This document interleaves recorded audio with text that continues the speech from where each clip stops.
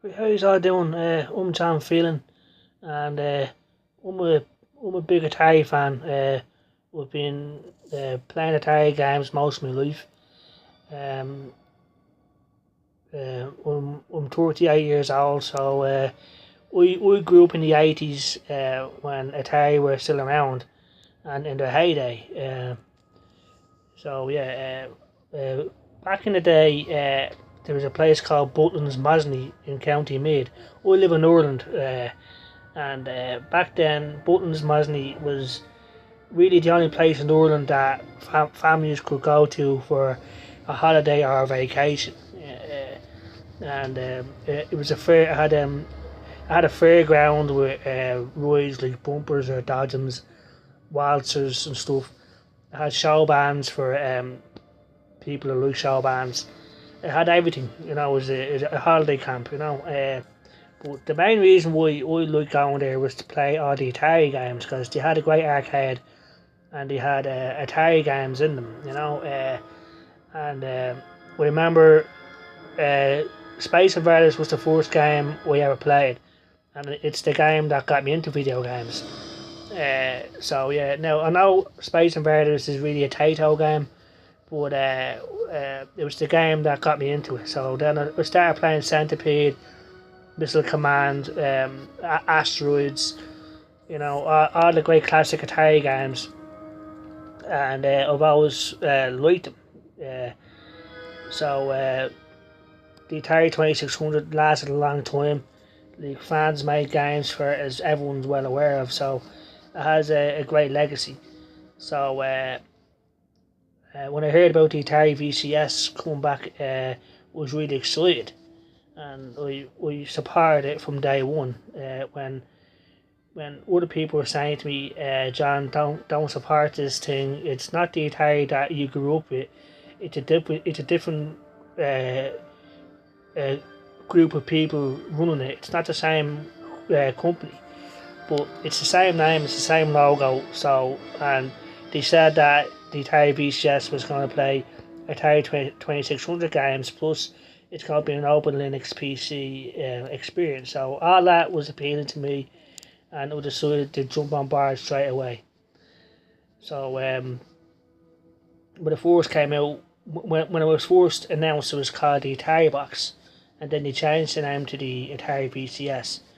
Now I think the name change is great. I think Atari VCS is the proper name for it because it looks like the Atari 2600, so might as well call it that, with the wood grain and the ridges and everything else. The only thing that I can't do is play cartridges. It would be great, but this is 2018 going into 2019, so cartridges are obsolete, and I understand that. But I still have my Atari 2600, and I'll see that wardrobe behind me. I have my 2600 in there and all my games. So if I want to, I can play them. So yeah, this is the new way of doing things, streaming stuff, downloading stuff. I understand that, and I like that. It's convenient in its own way. So yeah, I don't have to go to the shop to actually buy the games. We can just download them, which is awesome. So so a lot of people have said to me, it's going to be a scam. It's going to be a failure. It's Atari won't be Atari won't reach the same heights of success as they did with the 2600. Okay, we can agree with one thing. The success that Atari had with the 2600 will never be done again, because that was just a monumental success story, and rightfully so, because Atari, if it wasn't for Atari in the 2600, there would be no home video game consoles. So to try to replicate that is really impossible, but it could happen.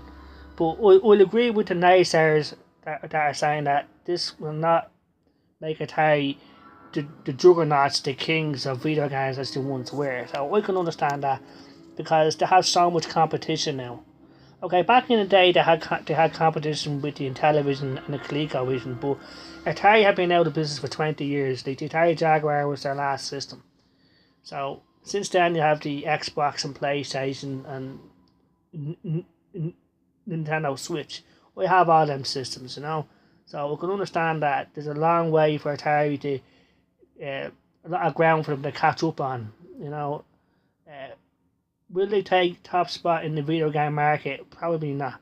But I think that they'll survive, because when this thing was launched in Indiegogo, everyone was saying, no, we are Atari crowdfunding a console. Why don't they build it themselves?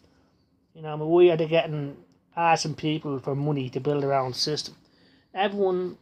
Most of my friends aren't into video games, and they said that's a con job, John. These guys are just looking to get money out of you. But we said no, because they've showed games running on it. They've showed what I can do.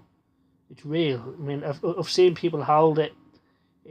Now, the first prototype back in the GDC in San Francisco, that was just a hunk of plastic, and I understand that, but now it actually works.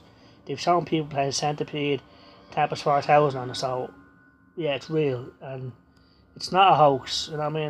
People were comparing this to the Coleco Chameleon, because they went to Indiegogo route crowdfunding as well, and that turned out to be a big hoax. The thing didn't work, but this isn't the case. Atari are a well-known name, and they're not going to screw people over. That's what I think. But it won't come out till July 2019. That ain't gonna happen. But it has so much support in the Indiegogo saying that it surprised all the naysayers. They're shocked that anyone showed any interest in this, because most people were saying no one's going to care about this. But obviously, Uber's right. I mean, there's obviously a lot of people like me at my age who are still Atari fans and want to support it, even though they know it's not the same Atari. Every company changes personnel, but the company still goes anyway. So, it's all about the games and the entertainment. It's not about the company or the money. It's about having fun and playing the games. That's why I like Atari. But it is I like Atari. I won't beat around the bush.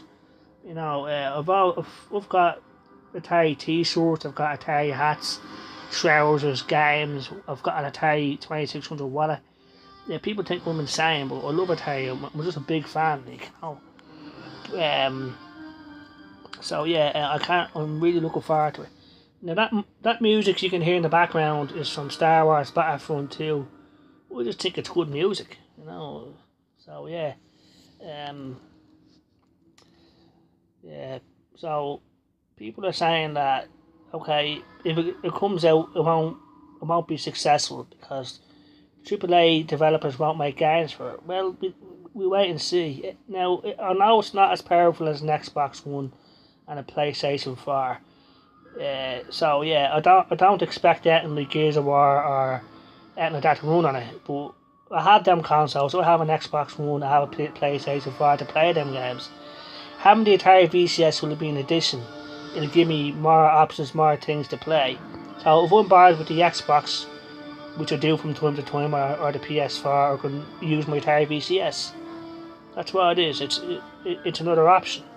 But some people don't see it that way. They see it as it's not relevant, fair enough, but that's their opinion, but to me, it's great, and I'm really looking forward to it. Now, there is a possibility that this could be a flop, and it could happen, but I don't think it's going to be a failure like the Atari 5200.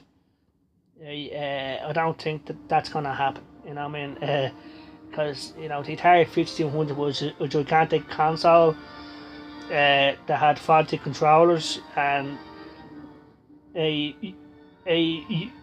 unique and unnecessary way to connect to a television and to put the power adapter into it.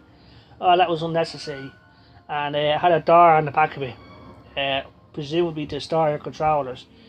It had a four part model for controllers and a 2-part. So all that was unnecessary. Also, I believe in somewhere in America, I don't know where, it actually set someone's house on fire.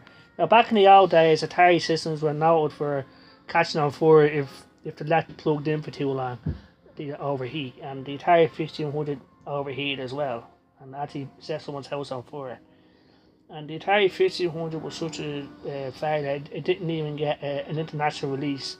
It was released only in America, so it never got to Ireland or anywhere else. So it was a disaster. Plus, games was okay. I had a few good games like Buck Rogers, that's good, and Zaxxon's good, and Centipede and Pac-Man. They're better versions than the 2600 versions, but a lot of the games were just remakes of Atari 2600 games. Now, unnecessary. They didn't need to do this, but they felt competition which was there from the Intellivision and the ColecoVision, so they didn't have to release this system because the Atari 2600 was dominating so much that they just panicked for no reason. So this isn't the same thing. I don't think the Atari VCS is going to be a failure like that. This thing is going to work, and it's going to work the way it's meant to, without faulty controllers, because Atari made cheap controllers for the 5200, knowing full well these controllers would break within a matter of hours, and they sold them anyway to try to swindle people. See, every company does this. They try to put a fast one on people. And Atari are no exception, But all the good stuff, all the fun enjoyment I've gotten over the years in Mosney, in the arcade and at home, we still play Atari games today, so yeah, my nephew, he loves playing Atari games, so there you have it. I'm out to know that Atari have done shady stuff in the past. They've swindled people and they've made garbage, really, Like Atari were the ones that pioneered the video game industry, but they also destroyed it with the video game crash, in 1983. People lost confidence in video games and video game companies, so they said, that's it. So yeah, so that's a big history lesson, So the Atari VCS, I think, is going to come out and it's going to survive. That's what I think. I don't think it'll be a flop or a failure like the Atari 1500 or the Coleco Chameleon. But I do agree that it's gonna need some third party support from the big companies like Capcom, Ubisoft, EA, Activision. It's going to have some sort of but will that happen? I don't know. But it's going to have a lot of indie games, and the open nature of the system, you can use your own software from other platforms. Atari have said this. You can watch YouTube, you can stream stuff, and it has voice recognition. You say Atari do this, Atari do that. So I'm excited about all this, and I'm really looking forward to it. But we'll have to wait and see what happens. Anything can happen, But we'll have my receipt and I have my guarantee, and it is a gamble. It is a gamble. People say that it's a gamble, and it is a gamble because even though I've paid them the money, I still may not get it. It can happen. It might get lost in the post. They might not even make the thing, but I think they will. It's all a matter of will it survive? Because even if I don't get my Atari VCS from Indiegogo, if something happens in the post or something, eventually it'll be released worldwide in shops like Argos, and that's a shop in Ireland where you can buy stuff like that. I'm gonna buy it. I'm gonna get it anyway, because I really want it. Because I really want to play this thing and enjoy it. So like even if this whole Indiegogo thing fails for whatever reason, which I don't think it will, because the way things are going, they've actually shown a schedule of what's going to happen a lot with the Atari VCS production and everything else. So it's going to take a while because they're still crowdfunding this project, project, and they have over $2 million, which is more than they expected. So it's a runaway success. So we have to wait and see what happens. So I'm going to end the video on and say thanks very much for watching. If you are watching, I doubt anyone will watch this, but if you do, thanks very much. And if you want to subscribe, go ahead. But I don't expect anyone to watch this. But who knows, someone might, So yeah, if you want to make a response video, or if you want to leave a comment in the comments down below, you can do that if you want to. So thanks once again for watching, and I'll make another video soon about something.